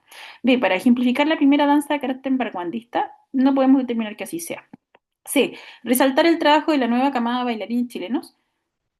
No, en este caso se evidencia lo que se demuestra la obra, es evidenciar el carácter, demuestra lo anteriormente dicho, lo ejemplifica, carácter identitario de la nueva danza chilena. Identitario nos referimos a los caracteres particulares de Chile, ¿cierto? Este nuevo danza que tiene, que está más ligada al territorio y al contexto nacional.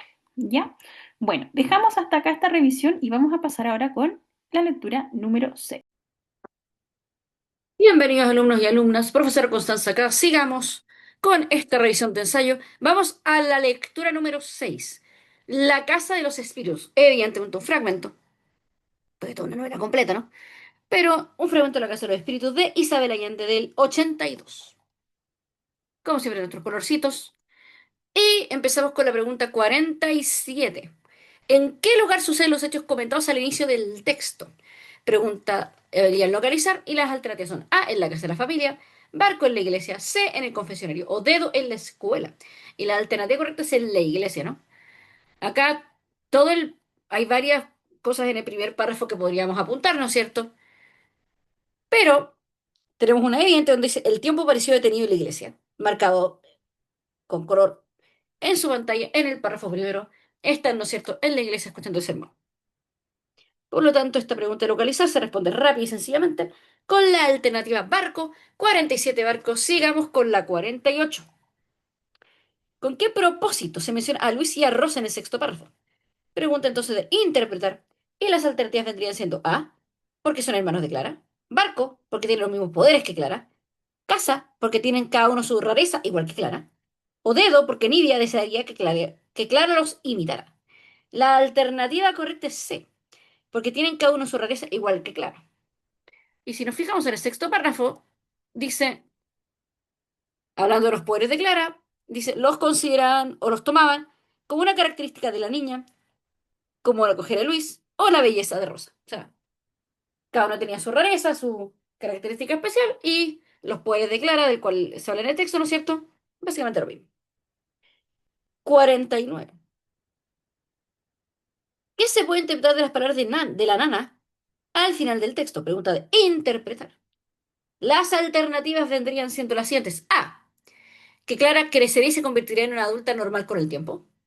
Barco, que Clara es un arma secreta para la familia gracias a sus poderes. Casa, que Clara aprenderá a manejar sus poderes a medida que crezca. O dedo, que Clara debe conservar su inocencia para que sus poderes no la destruyan. La alternativa correcta es A. La nana cree que Clara crecerá y se va a convertir en una adulta normal con el tiempo, ¿no? Fijemos, dice, al final del texto. Ninguno llega a grande en ese estado, explicó. Espera que la niña le venga la demostración, menstruación. Y va a ver que se le quita la maña de andar moviendo los muebles y anunciando heces. O sea, esa maña se le va a quitar una vez que crezca, ¿no? Ah, que Clara crecerá se convertirá en una adulta normal con el tiempo, 49 años. Fin de la pregunta 49, sigamos con la 50. Los poderes de Clara consisten en A. Hechizar a todos con su gran belleza. Barco hablar con los animales. C. Predecir eventos futuros. O dedo controlar los cuerpos de otros. Y la alternativa correcta es C. Predecir eventos futuros. ¿No es cierto? Dice, también se habían editado los presagios de su hermana menor. Ella anuncia los temblores con alguna anticipación. Y después, bueno, que Luis se iba a caer el caballo. Pero lo que ellos ven es que predice eventos futuros. Lo otro que Clara hace es como mover objetos de la mesa, pero no controlar cuerpos de otras personas, sino mover objetos pequeños, como el salero, por ejemplo. Pero ese no sale en las alternativas, por lo tanto la alternativa correcta son el otro poder que sí tiene que ser predecir eventos futuros.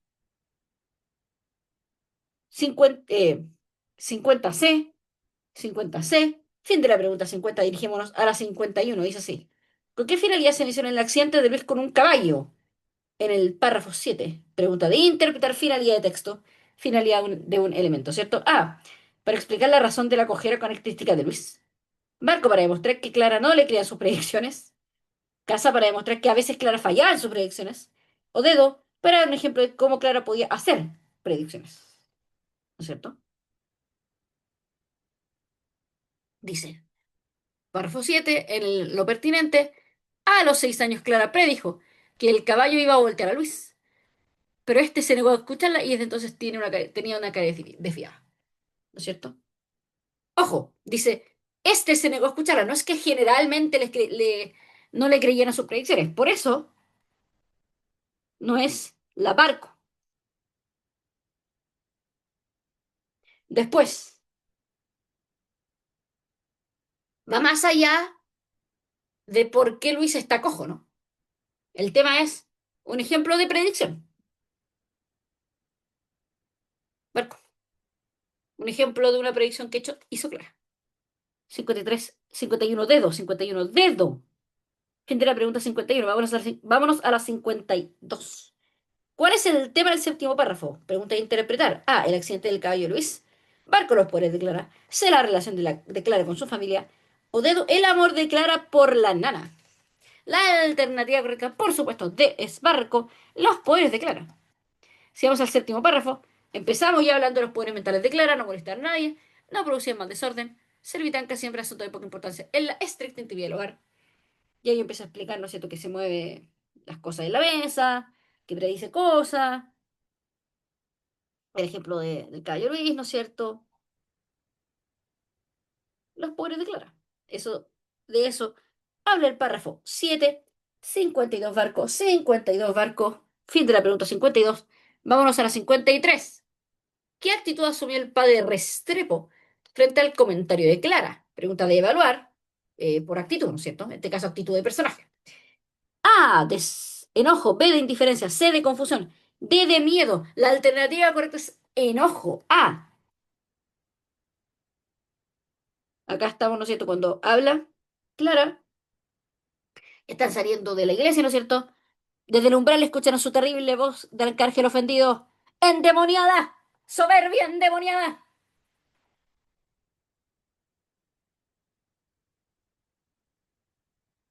Enojo, ¿cierto? Porque Clara dijo, Padre Restrepo, si el cuento del infierno fuera pura mentira, nos chingamos todos. Ese fue el comentario de Clara. Y se enojó. Padre Restrepo se enojó.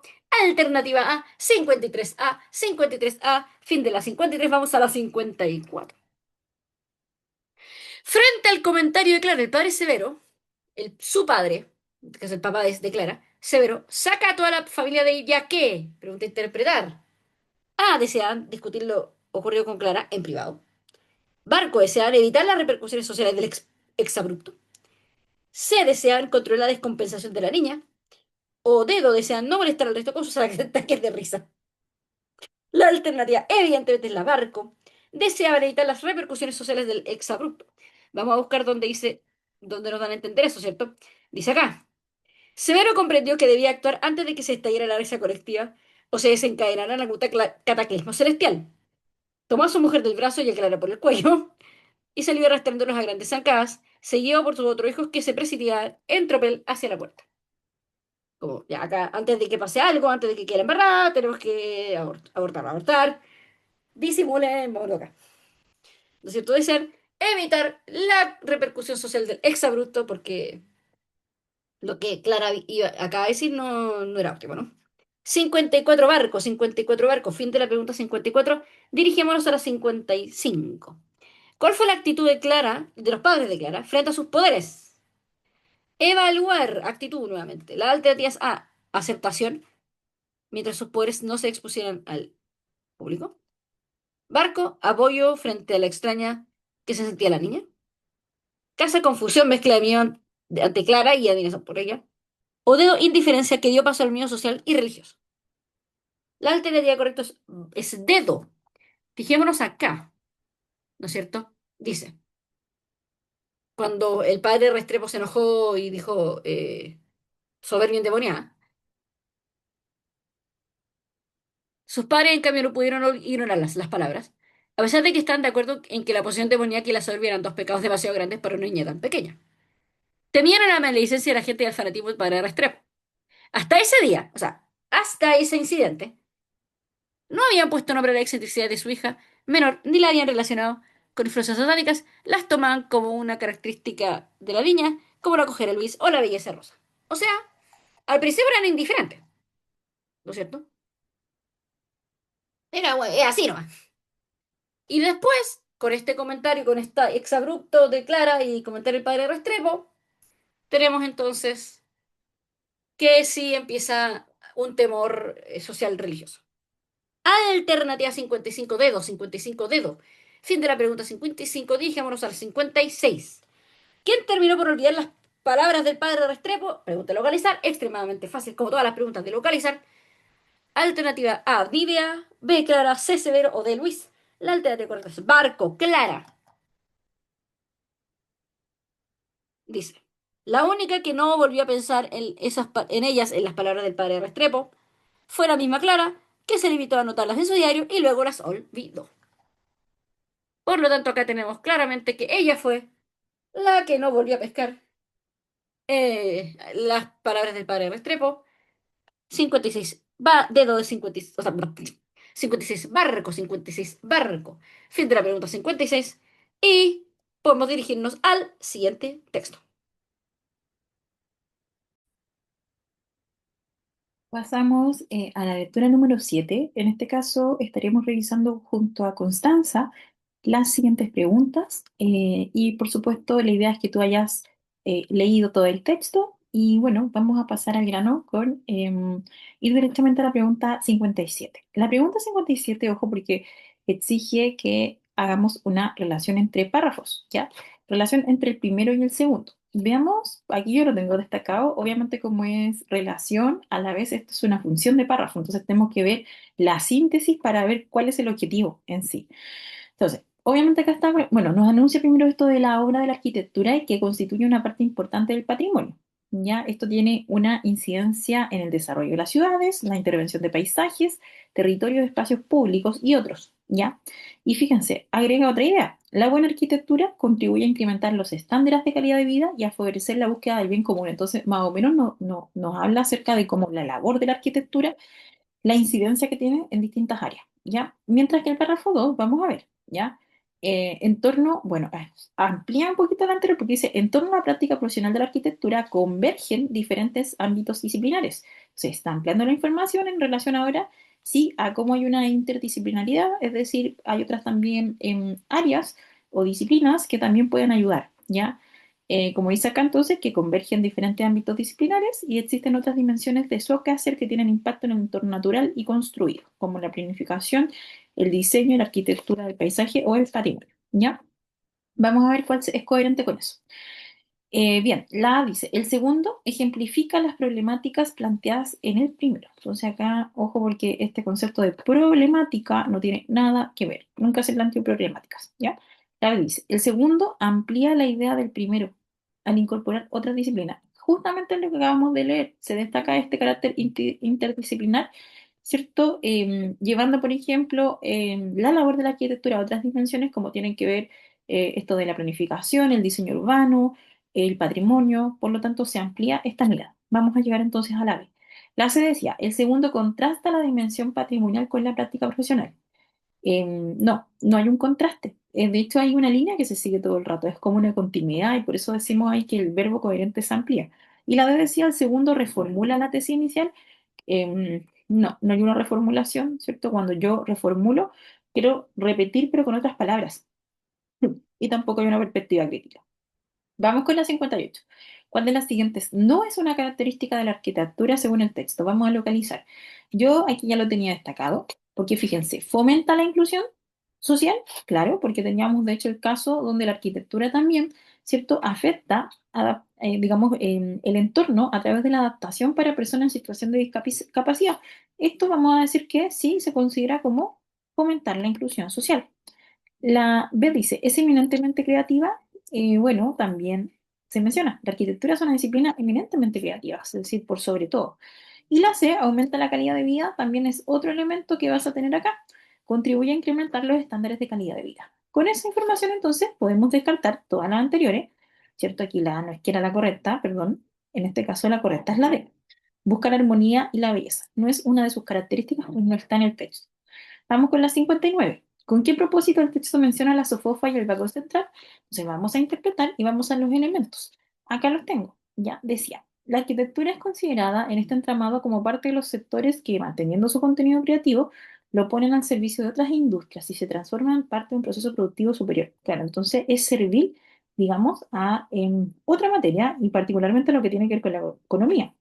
De acuerdo a la sofofa, ahí tenemos el primer elemento, de acuerdo a la SOFOPA, con datos del Banco Central, en el año 2011 un 25% del PIB nacional en Chile se relacionaba con la industria de la construcción, ámbito en que la arquitectura es un aspecto fundamental. Por lo tanto, fíjate que haciendo esta correlación, si la arquitectura, ¿cierto?, es parte de la construcción de esta industria, quiere decir entonces que genera una gran cantidad de dinero. Por lo tanto, vamos viendo, para evidenciar la relevancia económica de la arquitectura en Chile, suena muy coherente, ya dado de lo que mencionábamos y que tiene que ver con cómo contribuye económicamente, ya en el ámbito de la construcción particularmente, donde la arquitectura tiene un rol fundamental. La B decía, para señalar la dependencia del sector arquitectónico respecto al Estado, no hay una dependencia, falso, ahí vamos descartando elementos. La C decía ilustrar el carácter dinámico de la arquitectura, tampoco se ilustra este carácter dinámico, y la D explicar el modo en que la arquitectura influye en la política fiscal. En este caso, iríamos entonces a la alternativa A. Bien, bueno, vamos a seguir revisando este mismo texto, pero ahora le doy el pase a Connie que seguirá con las siguientes preguntas. Bienvenidos alumnos y alumnas, profesora Constanza acá, rematando el texto 7 de esta revisión de ensayo. Vamos a las últimas preguntas. Vamos con la pregunta 60. ¿Con qué fin se menciona el Consejo Nacional de la Cultura y las Artes, el CNCA, en el texto? Alternativa A, como autor de la política cultural desarrollada en el texto. Barco, como organismo al que está dirigido el proyecto descrito en el texto. Casa, como máximo encargado de los grandes proyectos arquitectónicos en Chile. O Dedo, para resaltar la estrecha relación entre arquitectura y cultura. La alternativa correcta es A. Como autor de la política cultural desarrollada en el texto, si se fijan, si nos fijamos, eso está en el párrafo 8.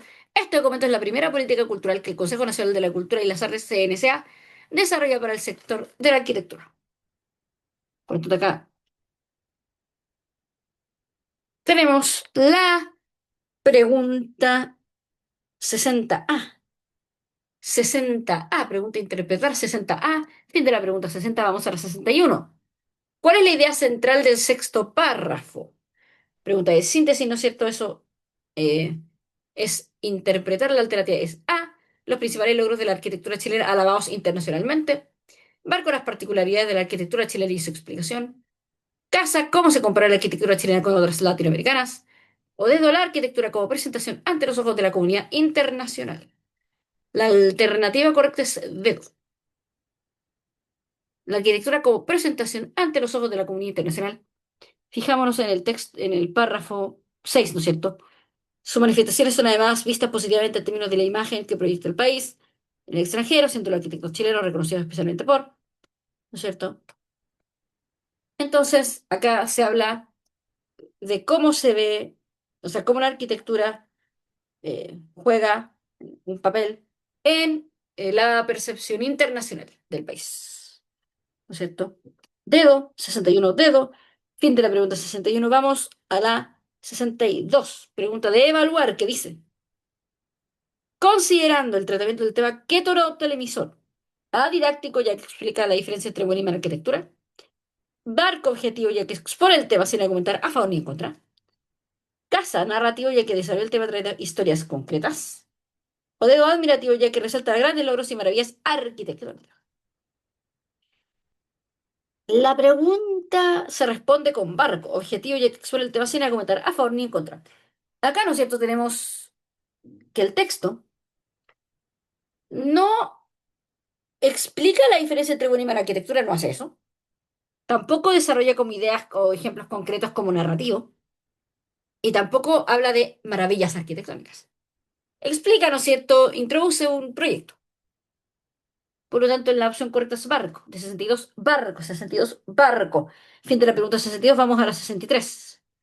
Teniendo en cuenta lo señalado, ¿cuál de los siguientes problemáticas no tiene una solución basada en la arquitectura? Pregunta de evaluar, ojo, evaluar, porque nos está preguntando por problemáticas, ¿no? Y nos está preguntando cuál de estas se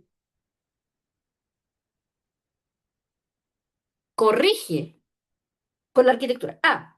Maximizar las áreas verdes en que los vecinos tengan acceso. Marco, crear edificios antisísmicos en lugares que como nuestro país lo requieren. C. Fomentar la participación de toda la comunidad en las decisiones. O dedo. Asegurar que los edificios públicos tengan rampas y ascensores. Y la verdad es que si leemos el texto, vemos que sí. La arquitectura implica, ¿no es cierto?, pensar en las áreas verdes. La A. Eso se arregla con una buena pensamiento arquitectónico. Barco, crear sí, edificio antisísmico, evidentemente, eso es tema de arquitectura. Asegurar que haya rampa y ascensores, absolutamente. La accesibilidad es un tema de la arquitectura. Y la correcta, porque dice la cual no tiene una solución basada en la arquitectura, es la C. Porque si bien yo puedo hacer participar a la población en tomas de decisiones arquitectónicas, no es que no pueda. No es un problema si la comunidad necesita más participación, la solución no es la arquitectura. La solución es que en general se les abre el espacio. En el texto se menciona que en la arquitectura se hace y o se puede hacer, pero la solución en sí no es de carácter arquitectónico. Por eso la respuesta C. 63C, 63C, fin de la pregunta 63, vamos a la 64. ¿Cuál de las siguientes personas podría verse más beneficiada con la lectura del texto? Pregunta de evaluar. Pregunta por el lector. A. Una persona que desea analizar las innovaciones formales y estéticas presentes en la literatura contemporánea. Barco. Una persona que busca comprender los alcances y objetivos de una política pública orientada al fomento de la arquitectura. Casa. Una pregunta que quiere profundizar en la dimensión interdisciplinaria que caracteriza el ejercicio arquitectónico. O dedo. Una persona que pretende conocer las bases técnicas y procedimientos constructivos propios del edificio arquitectónico, del oficio, perdón, arquitectónico. La respuesta correcta es barco. ¿Por qué? A ver, Efectivamente, primero se menciona, ¿no es cierto?, una política pública orientada al fomento de la arquitectura, que es el punto específico del texto, ¿cierto? Bien, muy, muy bien ahí la abarco. Además, por ejemplo, la C hace hincapié en el tema interdisciplinario, que no es todo el punto, ¿no? No es el punto principal del texto que estamos leyendo. Tampoco, de nuevo, o se basa en técnicas y procedimientos constructivos propios del oficio arquitectónico, tampoco va por ahí. Una persona que desea analizar innovaciones formales y estéticas presentes en la arquitectura contemporánea, tampoco. Tampoco la idea como de innovaciones tampoco es el punto central del texto. El punto es presentar ¿no es cierto?, política pública y por lo tanto el lector tiene que estar, el lector ideal, por supuesto, va a ser alguien interesado en esta política pública. Barco. 64 barcos, 64 barcos. Fin de la 64 y ahora terminemos esta revisión de ensayo con la 65. Dice, ¿en qué ámbito se destaca la arquitectura chilena según el texto? Pregunta de localizar. Vamos que se puede. A. En la construcción antisísmica y reconstrucción de la y vivienda social. Barco en planificación urbana, arquitectura de paisaje y patrimonio. C. Innovación tecnológica, sostenibilidad y eficiencia energética. O D.